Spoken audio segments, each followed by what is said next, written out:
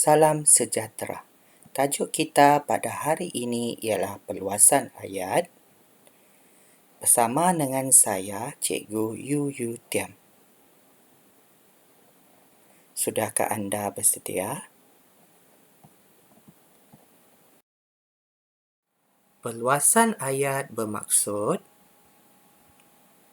penambahan unsur baharu ke dalam ayat sama ada pada bahagian subjek, predikat ataupun objek dengan menggunakan kata hubung.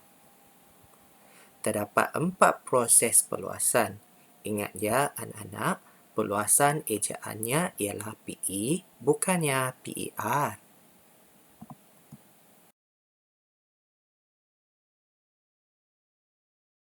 Empat proses perluasan ayat. Yang pertama, perluasan subjek ayat. Yang kedua, perluasan predikat ayat. Yang ketiga, perluasan dengan kata hubung. Yang keempat, perluasan melalui komplementasi. Faham?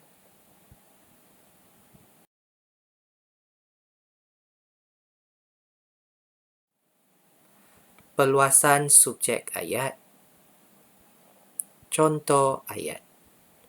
Kereta Honda yang berwarna merah itu kereta adik saya. Subjek ialah kereta Honda yang berwarna merah itu. Predikat pula ialah kereta adik saya. Kata hubung relatif yang digunakan ialah yang. Tip untuk anak-anak. Terdapat kata hubung yang pada subjek ayat. Ayat yang terhasil ialah ayat majmuk. Yang kedua, perluasan predikat. Contoh ayat. Pelajar itu membaca buku yang tebal. Subjek ialah pelajar itu. Predikat ialah membaca buku yang tebal. Kata hubung relatif yang digunakan dalam ayat ini. Tip untuk anak-anak. Terdapat kata hubung yang pada bahagian predikat ayat. Ayat yang terhasil ialah ayat majmuk. Yang ketiga, perluasan dengan kata hubung. Contoh ayat, Azni dan Farid suka belajar pada waktu malam. Sebenarnya ayat ini terbentuk daripada 2 ayat, iaitu yang pertama, Azni suka belajar pada waktu malam. Ayat kedua, Farid suka belajar pada waktu malam. Kata hubung yang digunakan ialah dan. Tip untuk anak-anak, perluasan dengan kata hubung menggunakan kata hubung gabungan ataupun kata hubung panjangan keterangan.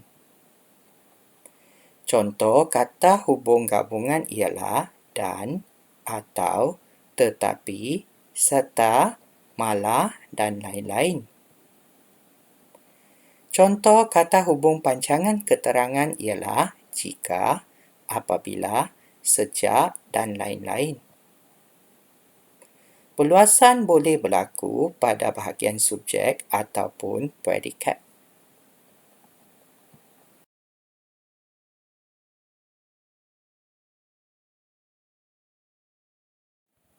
Yang keempat, perluasan melalui komplementasi. Contoh ayat, Huda mengatakan bahawa dia akan belajar pada setiap hari. Ayat ini terbentuk daripada 2 ayat iaitu Huda mengatakan sesuatu. Dia akan belajar pada setiap hari. Kata hubung komplimen bahawa digunakan sebagai perluasan melalui komplementasi. Tip untuk anak-anak. 1. Menggunakan kata hubung komplimen. 2. Contoh kata hubung komplimen ialah bahawa, untuk, agar dan supaya. Sekian sahaja pelajaran kita untuk hari ini. Terima kasih.